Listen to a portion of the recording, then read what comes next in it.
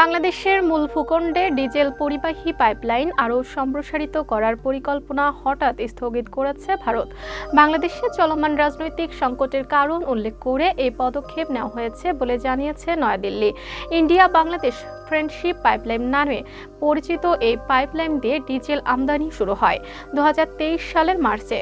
এই প্রকল্পের বিষয়ে অবগত আছেন এমন ব্যক্তিদের বরাত দিয়ে রোববার প্রতিবেদন প্রকাশ করে ভারতীয় সংবাদ মাধ্যম লাইভ মিন্ট বলা হয়, গত বছরের মার্চ মাসে ভারতের প্রধানমন্ত্রী নরেন্দ্র মোদী এবং বাংলাদেশের তখনকার প্রধানমন্ত্রী শেখ হাসিনা পশ্চিমবঙ্গের শিলিগুড়ি থেকে বাংলাদেশের দিনাজপুর জেলার পার্বতীপুরের একটি তেল ডিপো পর্যন্ত বিস্তৃত আন্তঃসীমান্ত পাইপলাইনটি উদ্বোধন করেন। ভারত বাংলাদেশ ফ্রেন্ডশিপ পাইপলাইনের মাধ্যমে প্রতিবেশী বাংলাদেশের ডিজেল বহনে ভারতের পরিকল্পনা বাংলাদেশের বর্তমান রাজনৈতিক সংকটের কারণে অনেকটা স্থবির হয়ে গেছে। বিষয়টা সম্পর্কে অবগত 3 জন ব্যক্তি বলেছেন, 131 কিলোমিটার পাইপলাইন বাংলাদেশের পার্বত্যপুরের বাইরে প্রসারিত করার প্রস্তাব ছিল।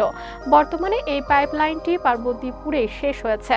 তবে ভারত সরকার এখন এই পাইপলাইন সম্প্রসারণের বিষয়টিতে সাময়িক বিরতি দিয়ে সিদ্ধান্ত নেবে।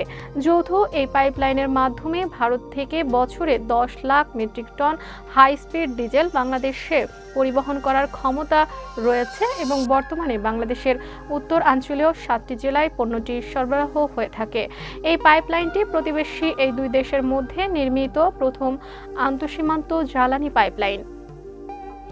2020 সালে এই পাইপলাইন স্থাপনের কাজ শুরু হয়েছিল এবং এই প্রকল্পের ব্যয় হয়েছিল 520 কোটি টাকা, যার মধ্যে ভারত সরকার দিয়েছিল 337 কোটি টাকা।